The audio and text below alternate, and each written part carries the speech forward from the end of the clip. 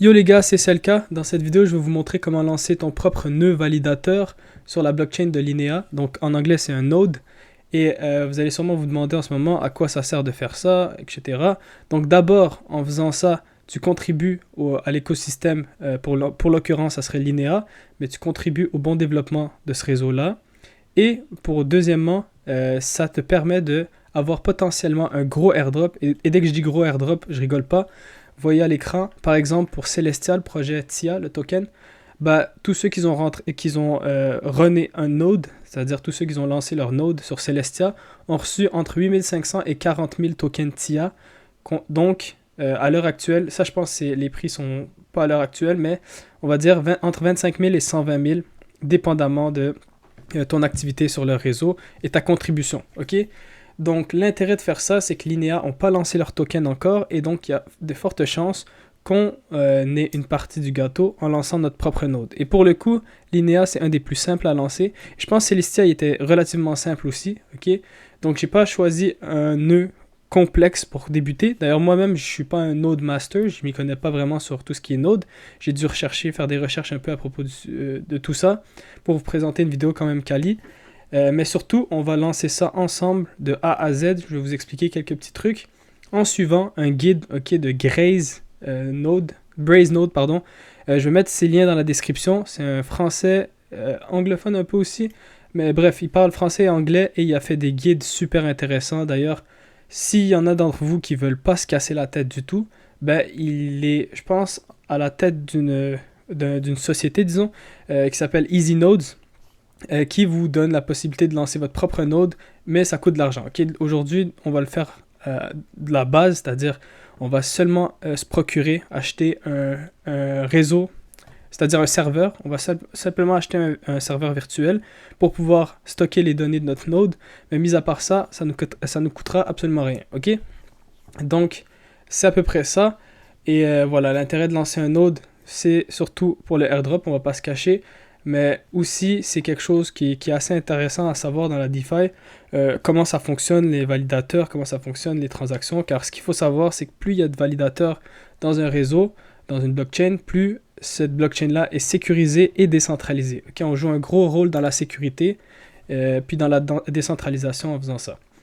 Donc, pas besoin d'être un codeur ou avoir des notions informatiques. Oui, ça peut aider, mais je pense qu'on peut se débrouiller sans, surtout grâce à notre fameux guide qui est fait par Braze. Encore une fois, merci à lui et je mettrai les liens dans la description. Ok. Donc, sans plus tarder, comment ça fonctionne? Première étape, comme j'ai dit, c'est de se procurer un VPS, un virtual serveur, là où on va stocker toutes les données de notre node. C'est là où tout va se passer en fait. Sans ça, on n'a pas de capacité de réseau pour tout stacker les trucs. Donc voilà, ça serait la première étape. Et oui, je pense que la plupart vont s'arrêter à ce niveau-là car on doit plutôt passer une transaction, ça coûte des sous. Et c'est normal d'ailleurs, pourquoi on reçoit une aussi grosse récompense. C'est oui, on contribue à l'écosystème, mais surtout, voilà, la plupart des gens ne farment pas des nodes, ne font pas de nodes, simplement parce que c'est un peu casse-tête et parce que voilà, ça coûte un peu d'argent, le serveur, tout ça. Donc, c'est une opportunité pour ceux qui veulent se casser la tête et vraiment farm les airdrops, entre guillemets. Donc, pour le coup, j'ai pris le Cloud VPS 2 personnellement. J'ai pris un abonnement de 3 mois car je me dis que s'ils font pas un snapshot dans les 3 mois qui viennent, je prendrai un autre 3 mois. Ok, j'y vais étape par étape. Je veux pas en fait run un node après le airdrop. Donc si je renais un node Celestia par exemple et que le airdrop a été donné, je veux couper mon node. Ok, certains le gardent pour des raisons. Ça peut être toutes sortes de raisons. Il y a plusieurs node runners qui font juste run des nodes parce qu'ils aiment ça ou pour d'autres raisons. Mais personnellement, moi, je suis là un peu pour le airdrop et pour comprendre un peu comment ça fonctionne. Mais on va pas se le cacher, surtout pour le airdrop. Donc, comme j'ai dit, on prend le 3 mois. Personnellement, je prends le 3 mois. J'ai pris Germanie parce que c'est la seule région où c'est gratuit. Mais peu importe la région, ça fonctionne. Si ça se trouve, votre région qui va être gratuite, ça va être Europe ou peu importe. Donc, voilà, il n'y a pas trop d'importance à ce niveau-là. Et j'ai pris le 400 Go personnellement. Mais là, je vois qu'il y a une promotion, ils mettent le 600 Go gratuit. Ça peut être intéressant. Ok, donc, autant aller avec le 600 Go si c'est gratuit. Mais dans le temps où j'ai acheté mon serveur, C'était 400 GB qui était gratuit et ça c'était payant, donc j'ai pris 400 GB. Mais ce qu'il faut savoir, c'est que pour runner le Linea, donc pour avoir ton nœud validateur Linea, 200 GB suffisent, donc 400 c'est amplement suffisant. Ensuite, on prend Ubuntu comme logiciel, je pense, de codage. Je pense que c'est Ubuntu qu'on va prendre. Pour le coup, c'est ce que j'ai pris. Et ensuite, on arrive au login/password de ton serveur.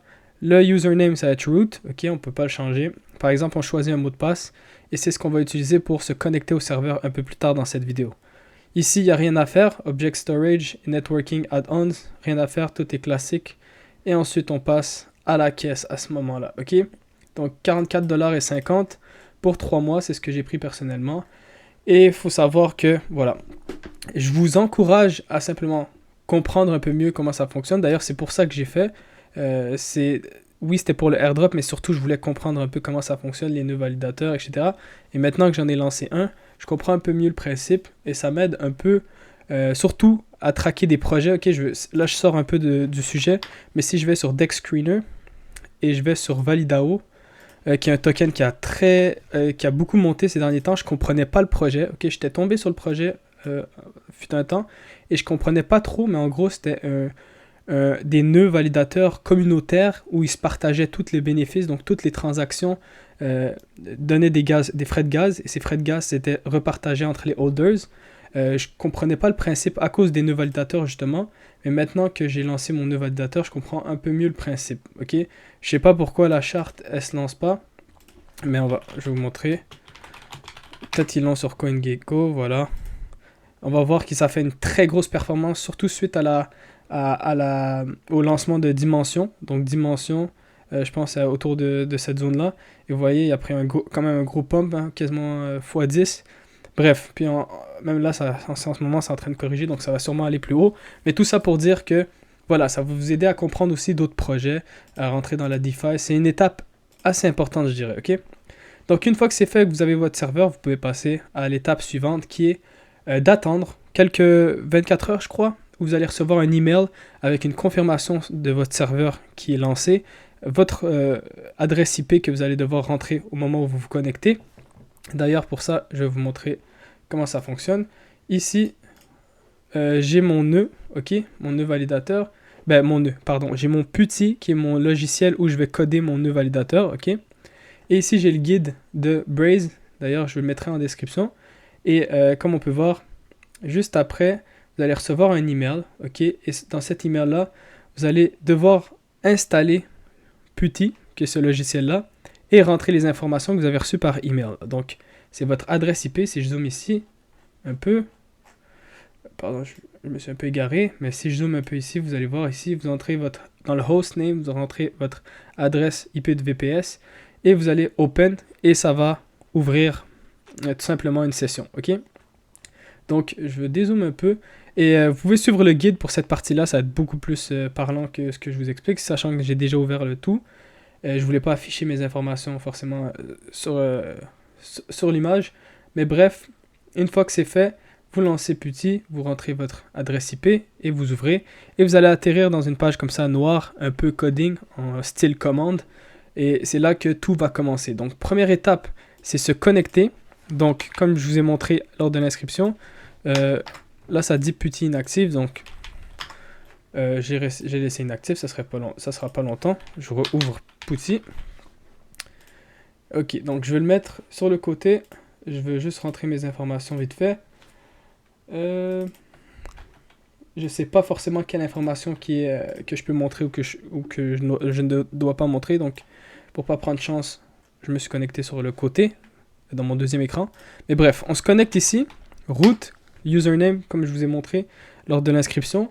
Et pour le mot de passe, vous mettez le mot de passe que vous avez choisi. Donc là, je le fais. Le mot de passe s'affiche pas. Donc, dès qu'on l'écrit, ça s'affiche pas. Ok. Ça permet de garder l'anonymat sur votre serveur. Donc voilà, on arrive là. Il nous dit Welcome. This server is hosted by Contabo. If you have any question or need help, please don't hesitate to contact us. Donc, rien à voir. Ça dit juste que ton serveur est hosté par Contabo et que tu es prêt à l'action.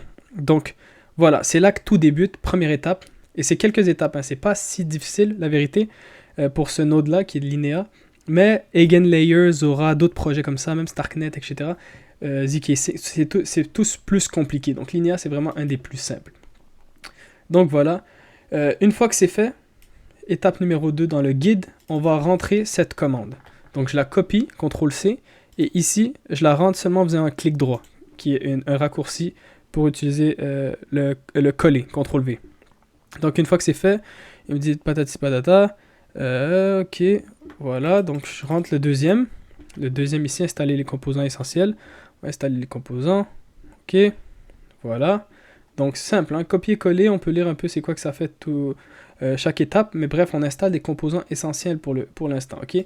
Ensuite, on installe Get, qui est un logiciel qu'on a besoin pour exécuter des commandes. Là, on rentre dans tout ce qui est blockchain à partir de cette étape-là.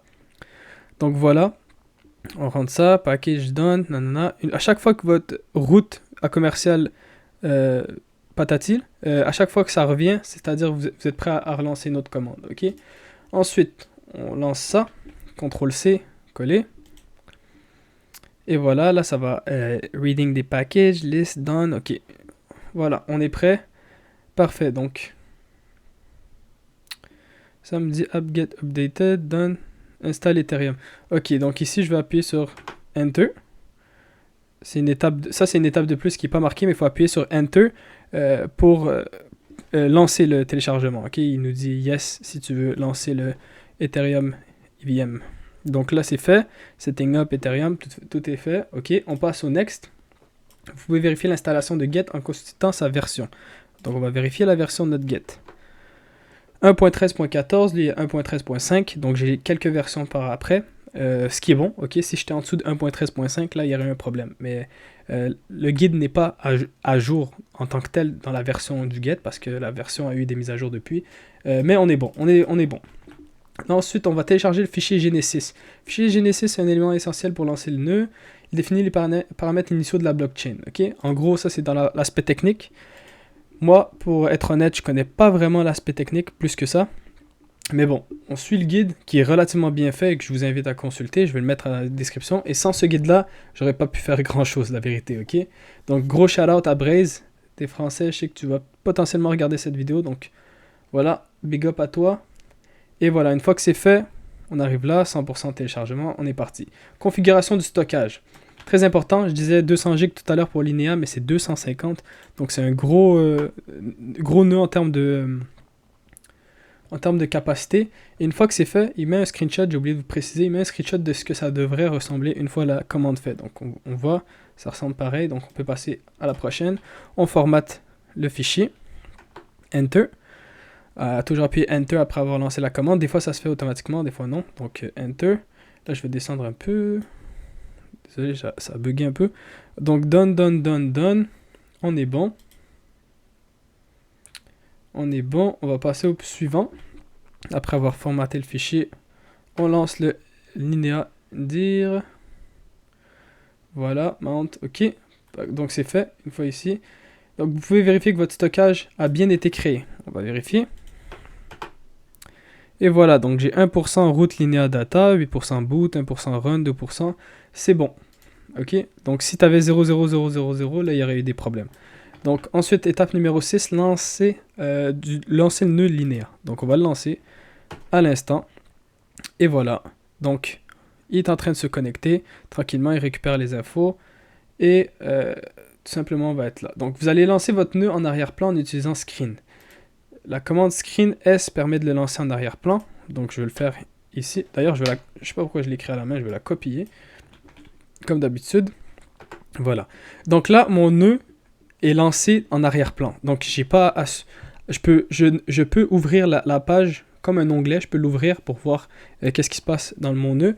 Mais je peux aussi créer d'autres nœuds validateurs ou faire d'autres trucs en attendant. Okay? Ça permet simplement de comme créer un nouvel onglet si j'étais sur Google par exemple. Si je veux faire réapparaître mon nœud, j'y vais là. Cela va venir dans une instance. Ok. Ok. Donc là, je vais faire screen R. il va me dire screen R, c'est pour savoir qu'est-ce que tu as comme screen, qu'est-ce que tu as d'ouvert, quel nœud tu veux faire apparaître. Là, je vais faire apparaître screen R 4559.linea, mon nœud ici. D'ailleurs, mon nœud est déjà créé là, mon nœud est lancé, il fonctionne. Là, ici, c'est juste histoire de le faire, de le ramener sur l'écran. Donc, attendez, il y a peut-être un petit truc. Ok, attendez, il faut que je lance. Je pense que j'ai oublié cette étape-là. Pardon, j'ai oublié cette étape-là que je devais faire. Voilà. Pardon, j'ai oublié cette étape-là. Cette étape est cruciale en plus, c'est ce qui lance votre nœud. Et j'avais oublié de le faire, malheureusement. Mais là, c'est bon. Là, le nœud est lancé officiellement à partir de maintenant. Comme vous pouvez voir, il synchronise les blocs. Les transactions, ils vont passer dans pas longtemps. Et vous voyez ici, Imported New Chain Segment.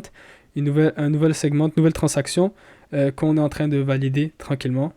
Ça, looking for pairs, donc on regarde les transactions, on a trouvé une transaction, on la valide, etc., etc. Donc là, la partie intéressante un peu, à savoir, super important, c'est que on n'a pas une clé API, donc on n'a pas un wallet entre guillemets où recevoir le airdrop si jamais il y a un airdrop pour tous les nœuds validateurs sur Linea.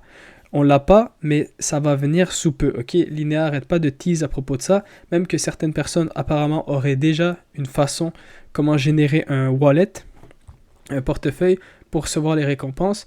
Donc je suis en train de regarder pour ça et je veux update dans la description, peut-être même faire une vidéo par rapport à ça au moment où on aura plus d'infos sur le sujet. Mais oui, c'est vrai que pour l'instant, on ne peut pas recevoir de récompense pour un airdrop. Pour l'instant. Ok, je dis bien pour l'instant parce que ça va venir. Ça a été teasé et ça va venir. Bientôt, ils vont nous montrer la commande. Ou peut-être même que Braze, il va l'update dans son guide. Ça serait génial. Mais dans tous les cas, je veux trouver comment générer le portefeuille et je vous ferai signe à ce moment-là. Car vous allez pouvoir coder et générer un portefeuille, une clé que vous allez rentrer ensuite sur MetaMask. Créer un compte, vous allez rentrer la clé et ça va être un compte où vous allez être éligible au airdrop. Donc, cette adresse-là que vous allez générer sera éligible à un airdrop s'il y a airdrop pour les node runners. Donc, je m'attends à un gros airdrop. La vérité de Linea, c'est un projet qui a récolté, je pense, 700 millions ou si je dis pas de conneries, une grosse somme. Beaucoup de gens backent ce projet, donc le airdrop risque d'être cataclysmique et je m'attends à une bonne quantité. Donc, ça, c'est personnellement. Évidemment, il n'y a rien de confirmé, il n'y a rien de pour sûr. Si ça se trouve, ils vont jamais airdrop, mais ça reste quand même intéressant, je trouve. Cette petite notion-là, surtout en lisant le guide, c'est super utile, super intéressant. Puis voilà. Donc, c'était pas si long. Vous avez vu, on a pu le lancer en 15 minutes. Et vous voyez que chaque transaction, voilà, il y a un nouveau segment. Chaque transaction passe. On a les informations ici. Et là, mon nœud, il fonctionne. OK? Là, vous vous demandez certainement, si je fais X, qu'est-ce qui se passe? Ben, tout reste dans le serveur virtuel. Donc, tu peux faire X, tu peux même éteindre ton ordi même. Aucun problème. Si je veux coder un nouveau nœud. Exemple, là, j'ai assez d'espace pour coder mon nœud Linea, mais je veux faire un nœud sur EigenLayer ou sur Zora ou peu importe un autre projet. Simple. On va faire CTRL-A-D, CTRL-A+D, et là, toutes les transactions de notre nœud validateur Linea se font en background, donc derrière l'écran, et on peut se mettre à coder notre nouveau nœud. Ok, pardon pour ça. Donc voilà. C'était comment lancer son nœud validateur. Si je veux faire réapparaître mon nœud, voir si tout se passe bien, je lance screen R, screen espace -R, espace le numéro de ton nœud. Voilà, il est là. Moi, c'est 4559.linea. Ça va être le numéro de mon nœud. Si je le lance, il réapparaît. Et à nouveau, on peut voir les transactions, etc. Donc, si vous avez un bug sur votre nœud, il va être différent de ça. Il n'y aura pas de vert partout, il y aura du jaune, du rouge. Ça veut dire qu'il va falloir troubleshooter votre nœud, savoir c'est quoi le problème. La plupart du temps, vous pouvez régler ça avec quelques fonctions. Même que ChatGPT y aide beaucoup à ce niveau-là si vous avez des problèmes avec votre nœud. Mais aussi, vous pouvez simplement l'effacer au complet et le recommencer depuis le départ. Donc, si vous avez des problèmes, si vous avez des questions, je vous invite à les poser dans la description, dans la section commentaires, ou dans mon Discord. Ok? Je vais essayer de vous aider un maximum. Et pour l'instant, c'est ça pour le nœud Linea. Donc, si vous avez aimé, je vais essayer de me pencher vers d'autres nœuds validateurs comme je vous ai dit, EigenLayer, Aleo, Zora, c'est tous des nœuds super intéressants. Donc, potentiellement un airdrop à nouveau. Et je vous invite à les faire si vous êtes capable. Donc, vite fait, juste vous montrer. D'ailleurs, je ne suis pas affilié avec eux du tout. mais je vais vous montrer quand même, je trouve intéressant. EasyNode, ok, c'est pas du tout ça. EasyNode, app EasyNode. Voilà, je suis pas affilié du tout avec eux. Je sais que c'est Graze, le créateur de ce guide, qui est en tête du projet avec un autre gars, je crois. Ils sont français, ils parlent aussi anglais. Donc, si vous voulez lancer votre nœud validateur et que vous avez la flemme de passer par un coding ou d'avoir un virtuel serveur, etc., que vous voulez simplement être potentiellement éligible au airdrop et sans plus, ben vous pouvez vous inscrire via ce site-là que je mettrai dans la description aussi.